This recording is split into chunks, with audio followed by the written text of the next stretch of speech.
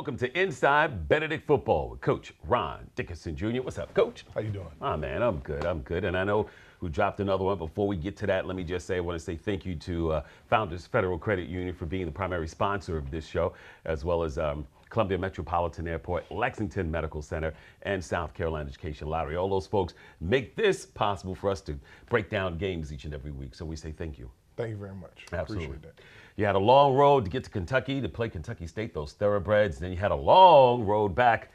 I mean, it was a close one. Was it 23-21? Yes, sir. Yeah, let's talk about how you felt on this one. It was a long trip. It was a 2-day trip, and a lot of that was deterred because of the hurricane, so we had to go a different route.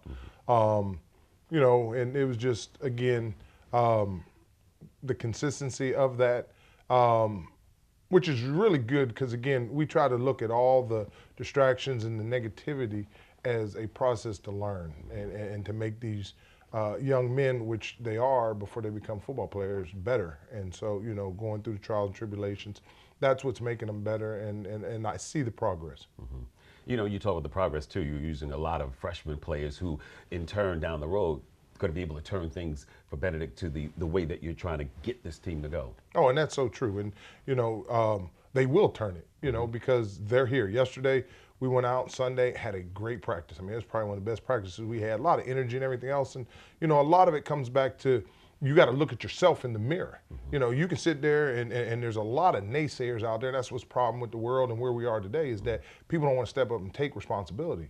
And so, when we break this game down, there's a lot of individuals that had opportunities to do stuff, but they went back and converted to their old way and settled in on fear and doing what they weren't coached to do. And, we're not a team of that caliber yet. And like you said, we're young. So, we don't have a structure of those leaders. So when things start falling apart, if you go back to your way, you have problems. This is true. Yeah. All right. We're going to get into the game.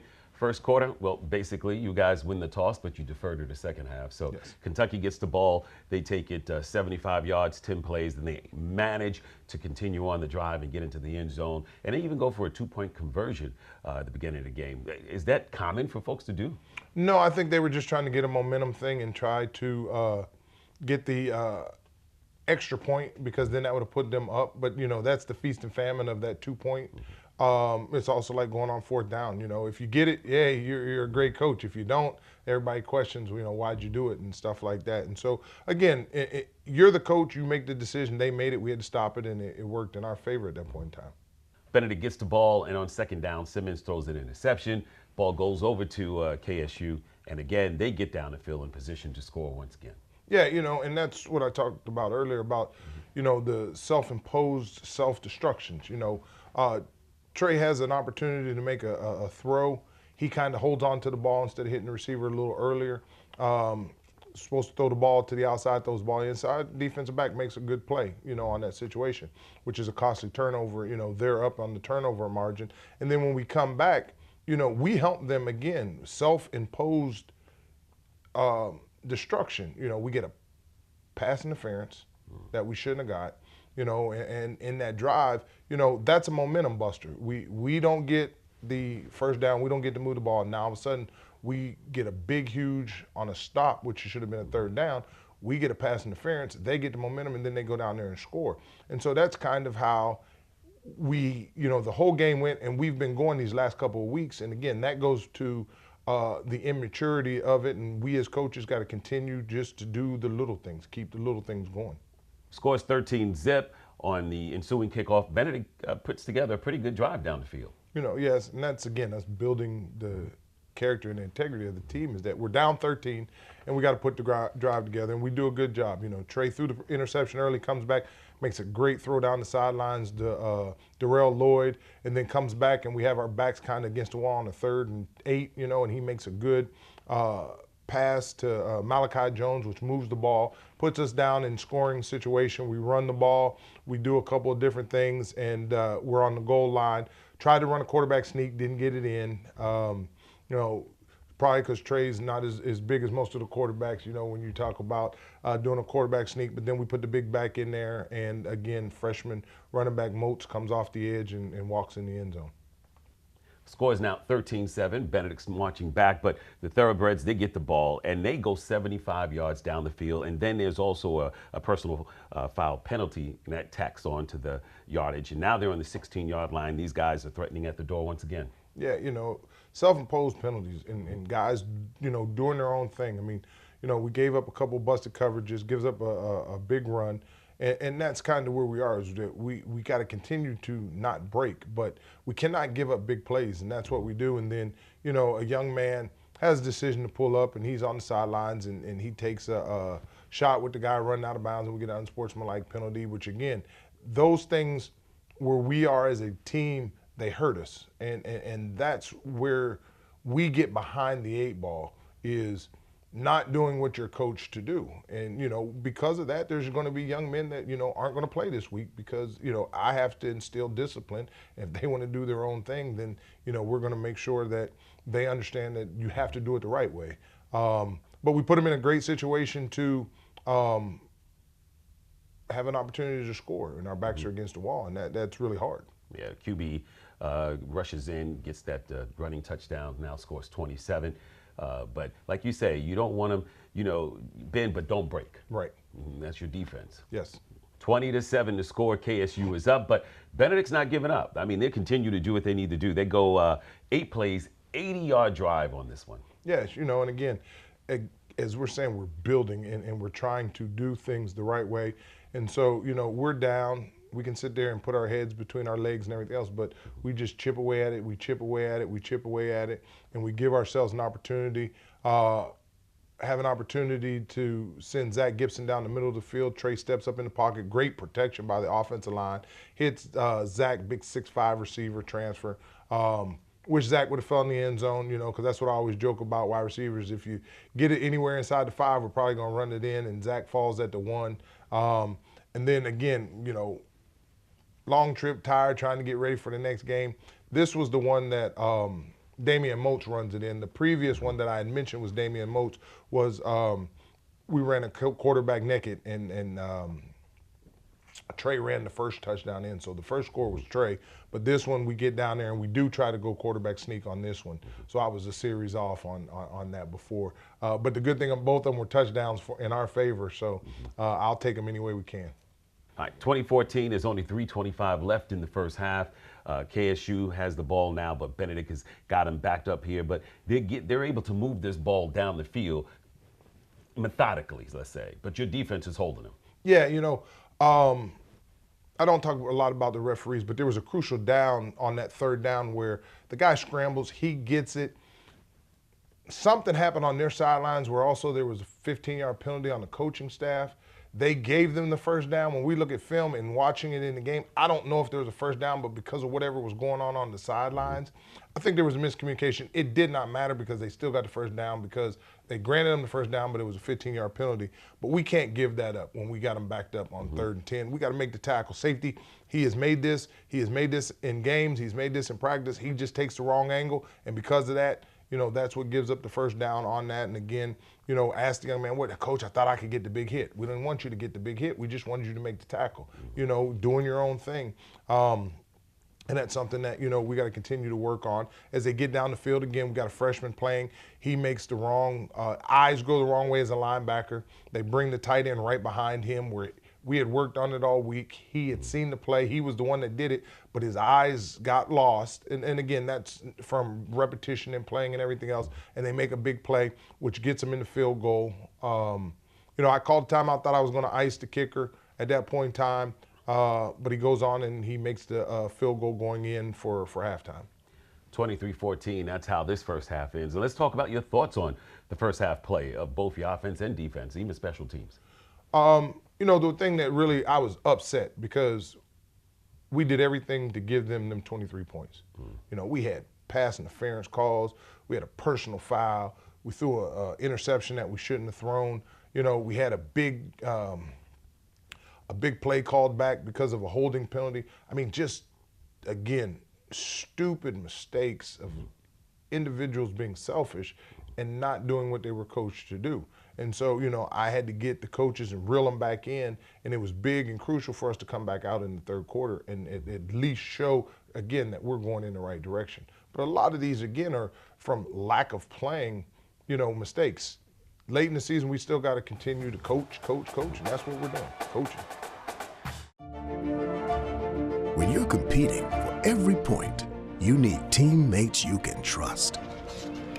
The experts at Lexington Orthopedics and Sports Medicine provide specialized treatment for the athlete in all of us.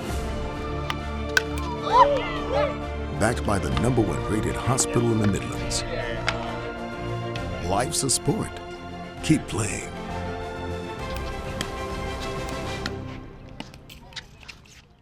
Welcome back to Inside Benedict College Football is brought to you by Founders Federal Credit Union, of course, with Coach Ron Dickerson Jr. But right now, it is time for the Lexington Medical Center Player Spotlight, and we have Nashawn Johnson, defensive back, Chicago, Chi-Town. What's up, man? Yes, sir. Hey, how you doing? Do you miss the Windy City, all the wind and the cold and the snow? Sometimes I do, Right. especially in the summer. It gets hot here, right? Yes, sir. And what year are you now, sophomore? Yes, sir. What do you want to do?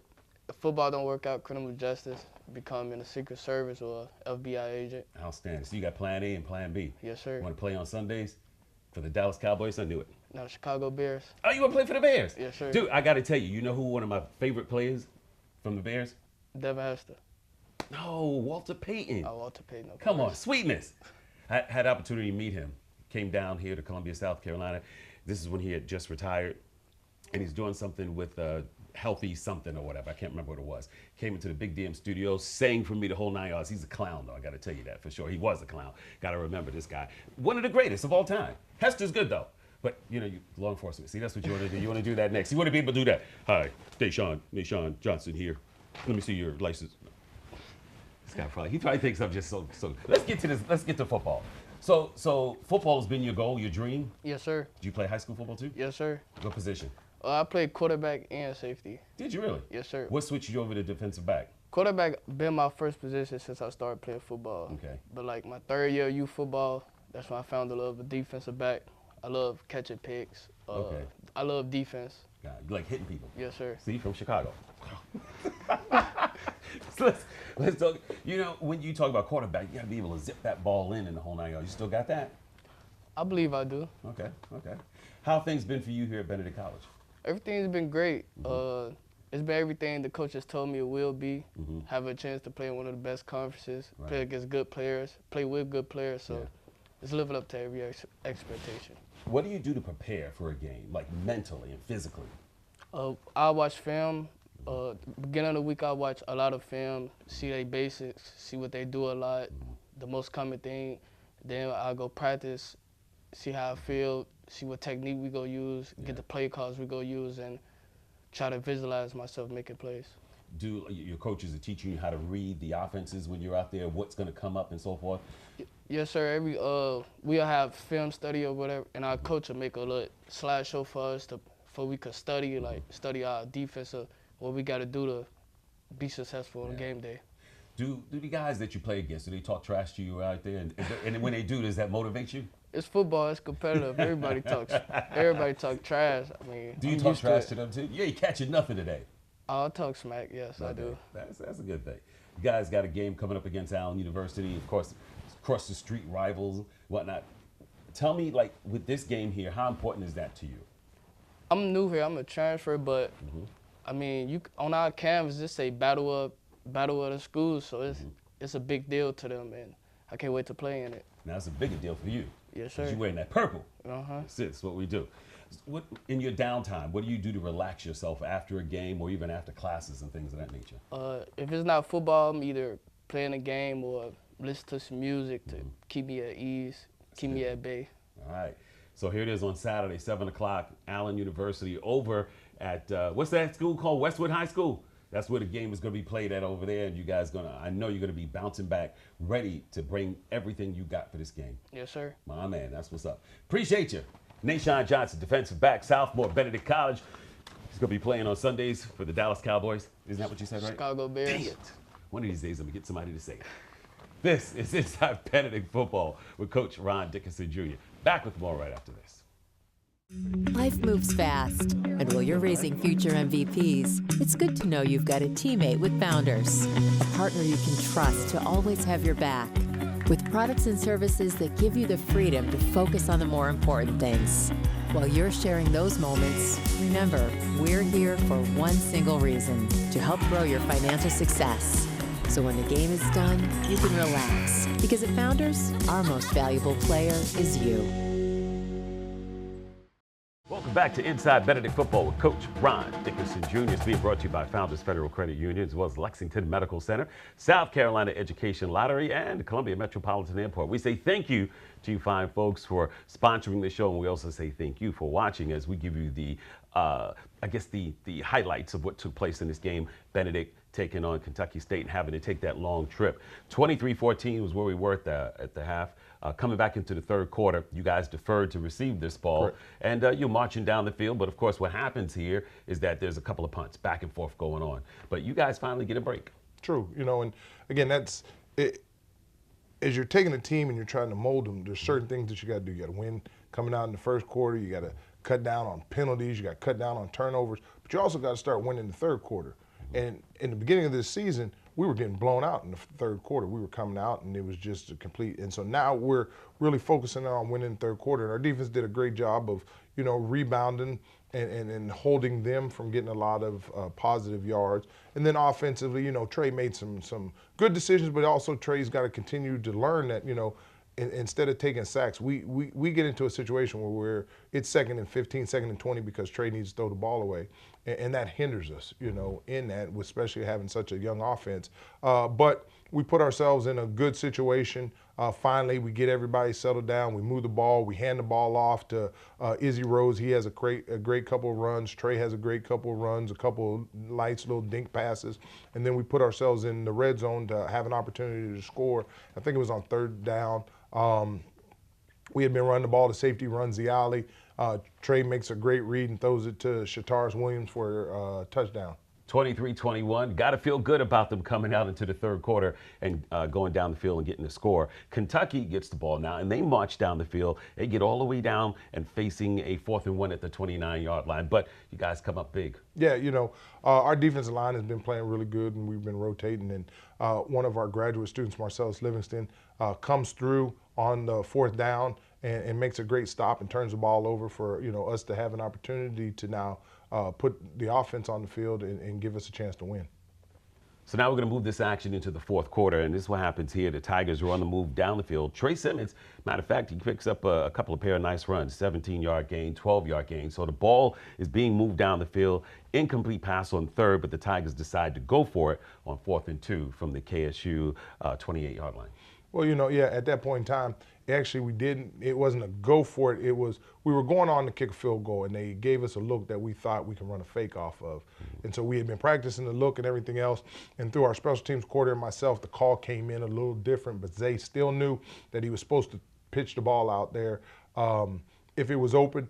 And if not, he was going to, excuse me, I thought I was going to sneeze. Okay. And if not, he was going to, run it up in there, but he had to pitch and just froze at that moment. And if he'd have pitched it, we probably scored because there was nobody over there because they had blitzed off the edge. But, gutsy call. And like I told them, guys, I believe in you as a team. I believe in this program. So when I see stuff, that's why we do film study. I'm going to take a chance too. If I don't believe in you, I'm going to play conservative, and I'm not going to do that. And so again, if they're going to look at me as being their leader and I take chances because I believe in them, hopefully they'll continue to believe in the process and do the things, which we're doing a great job. As I said, yesterday was a great practice, Sunday practice, literally coming right back off of the road. We didn't get in until 2:30, I think, and, we're back out. So we're going in the right direction. It was just a gutsy call that I decided to make at that point in time.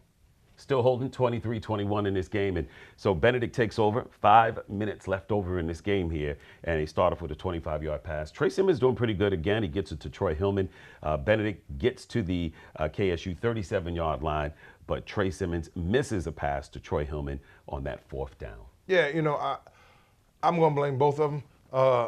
We seen what the defense was giving us, knew we were going to have this route. We come out, Trey kind of underthrows it, but still a freshman move and one of our best receivers. He just was so excited. He didn't look the ball all the way in. It was a low ball, instead of one that he could catch. He had to bend down. And I think his eyes never watched the ball all the way go in because it went right between his hands. not blaming, it's just the small fundamental things of, that you have to go through. And I can guarantee you, though, that Troy Hillman will never let that happen to him again, especially with the way he's been playing everything else. But, that's costly because we decided to go for it and we didn't get it. And time is now not on our side. And we've been pretty good, this season of making pushes late in the game. Don't like that, but at least, again, it's showing the process that we're able to do things. Kentucky State gets the ball. They get a good short drive, but not too much. They end up having to punt that ball to Benedict. And this is when you get into 2-minute drill mode. True. And to start that off, Jackson Williams, and again, I love it because these guys are going to be so special when they get older, but a freshman is back there, and we expect him to catch the ball, and he lets it bounce.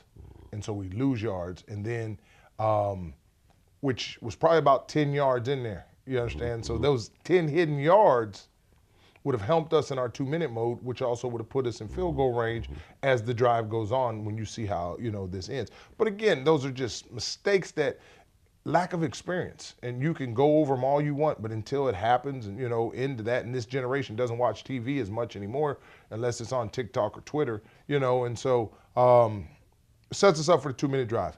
We do this all the time at practice, so, we've been very efficient. We move the ball right and left. The one thing we can't do is we can't get tackled inbounds and we can't take a sack.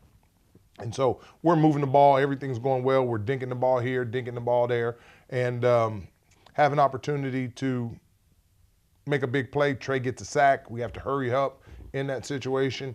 And then we come up with a short yardage play again. From Trey to Troy, all Trey has to do is just throw it. Similar play we had earlier when I said, one of them two I can blame it on, but it was both of them. This time it's 100% on Trey. I'm mad at Trey, for this, but hey, we're alive, so we'll continue. Trey misses the throw. The young man's wide open, and Trey throws the ball behind him and in the ground. And, I don't think anybody in the country would have had the opportunity to make it. And, again, we're throwing to one of our best receivers. And so we're behind the 8 ball, in this situation, which, now puts us into, we have to even go hurry, because I think it's somewhere around 18 seconds. So we take a play, we throw the ball, try to throw the ball down the field. Again, receivers running open. Trey doesn't just let the ball go so we can catch it and go out of bounds, takes the sack. We have to run back in. That receiver's in the end zone. We run another one on the field. I'm watching the clock. I think we're at 4 seconds. We spiked the ball. They said we were at 3 seconds. Under 3 seconds, there's a rule in the NCAA that you can't get a playoff under 3 seconds. I argued about it because you can get a playoff. It's usually 1. But, the confusion of that was when the call and when the ball was snapped.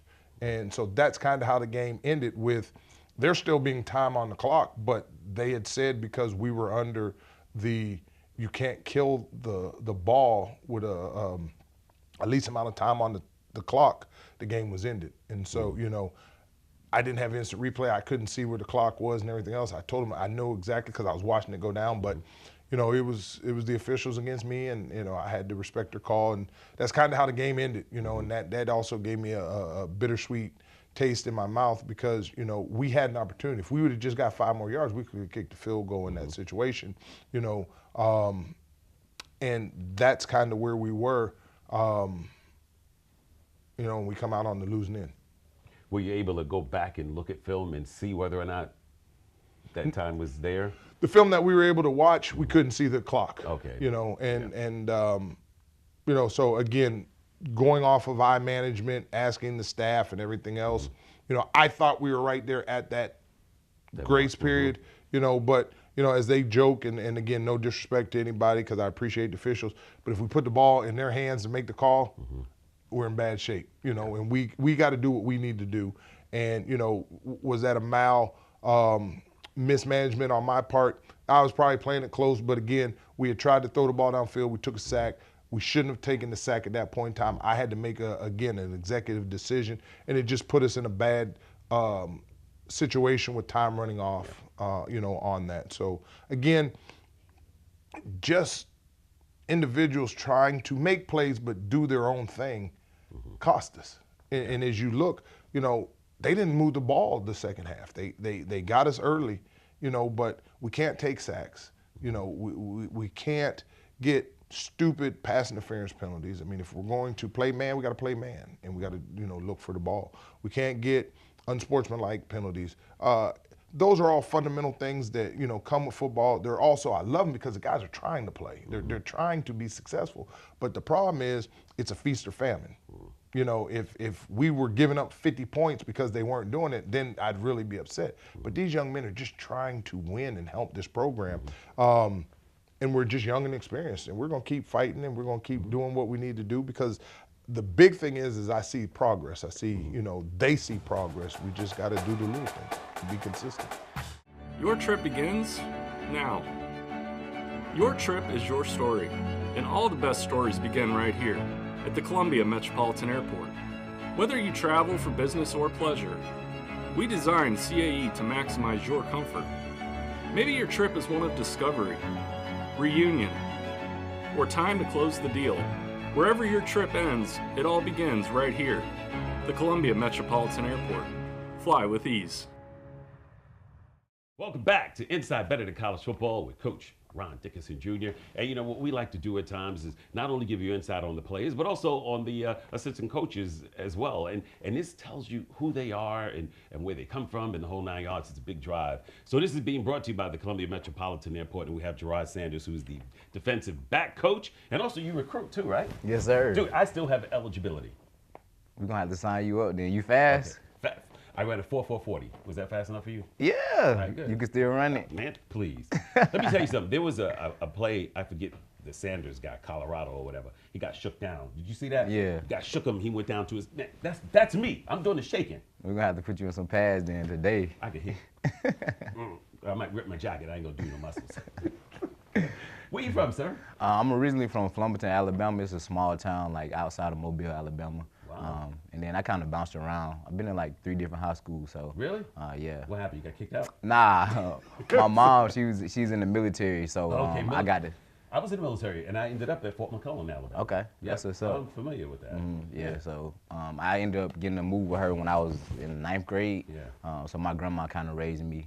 So I kind of bounced house from house, and then Gotcha. I moved with her when she got back. Did people ever call you like military brat? Because Yeah, I guess so Did to you speak. like that?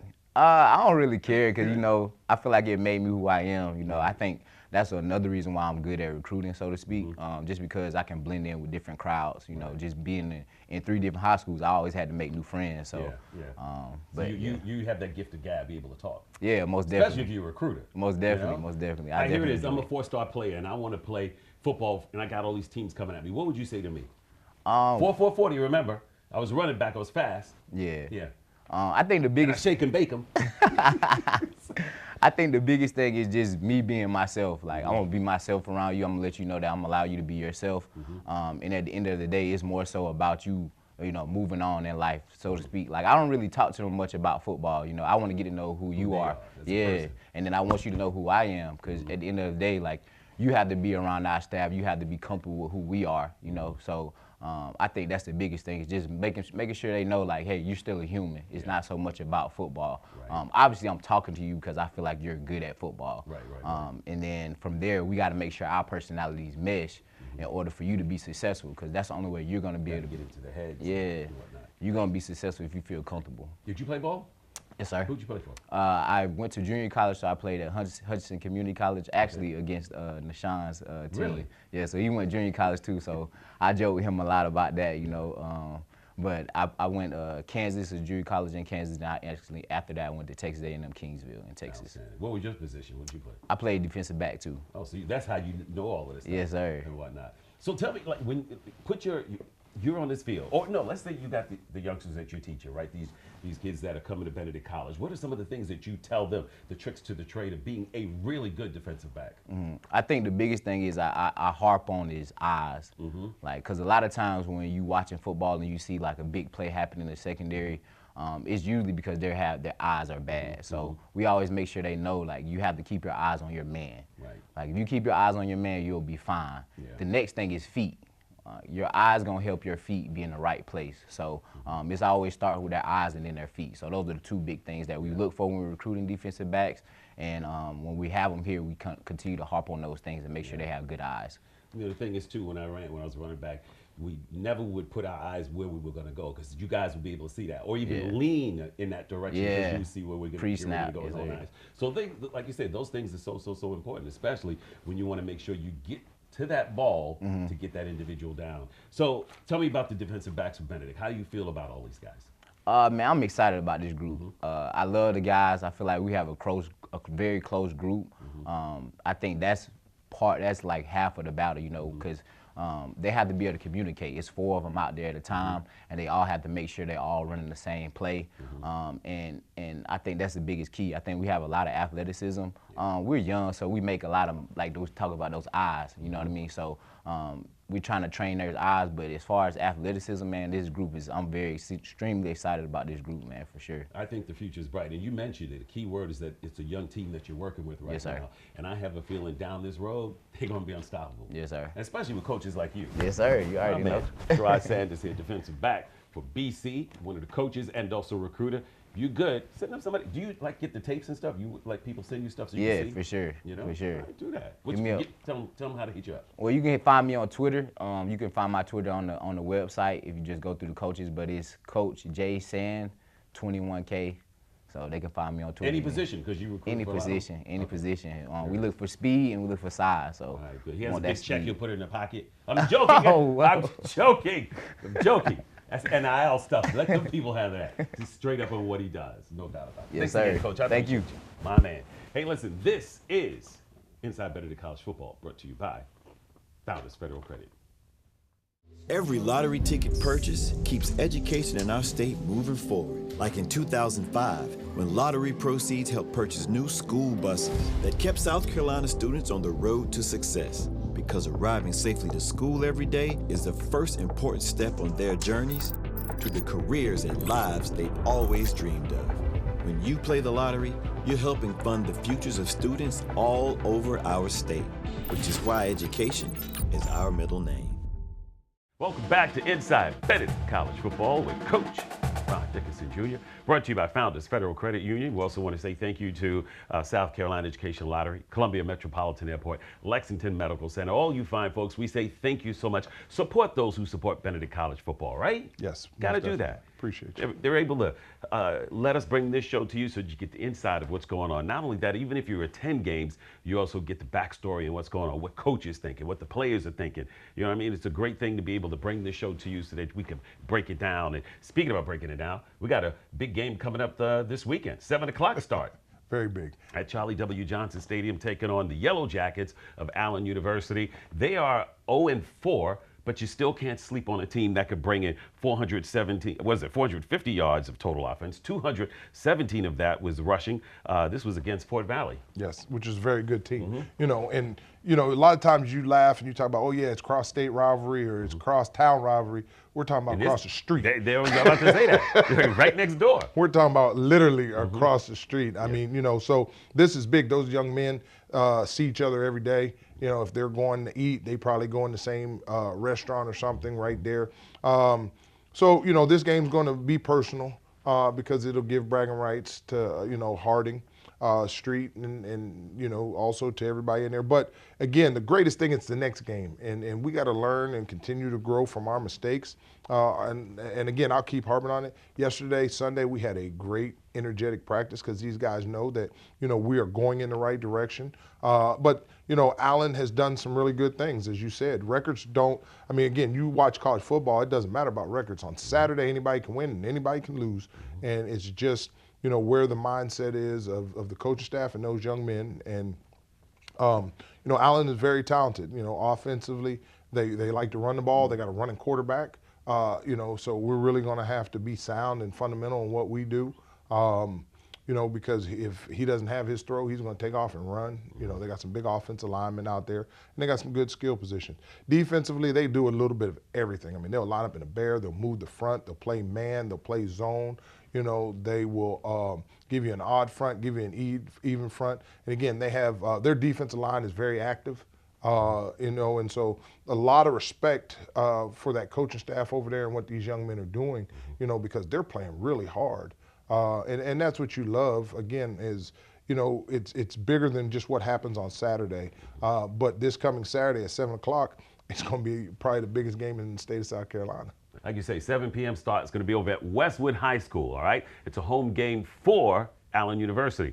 But we still need BC Tiger fans to show up for this one. So true. Those young men need you there to support and, you know, represent and support Benedict College. And that's the most important thing. Yeah, it's going to be on ESPN Plus, but again, it's also at Westwood High School. Short drive down the road to get to that stadium over there to have some fun. Get the food, get the excitement. BC band's going to be there. The BOD is what they're called. Are they going up to New York again this year for Christmas? You know, the Thanksgiving parade. I said Christmas. Thanksgiving parade. They might go up there for Christmas. These guys are good, you know. Just no telling. Somebody will probably call them. Oh, no question about it. They're everywhere. Look on true. social media about what the BOD has done. You get to see them live up close and personal if you make it to Westwood High School and catch this game. 7 o'clock. Coach, I tell you what, man, we're looking forward to it. You guys are 2-2. We need more wins in that win column, and I know you're going to bring it. So true. Most All right? definitely. There it is. Thank you so much for watching Inside Benedict Football, baby. I always wanted to say that. I like that. That was good. Thank you, Coach. That was a good one. We appreciate it. Thank you. Brought to you by Founders Federal Credit Union. Have just the best.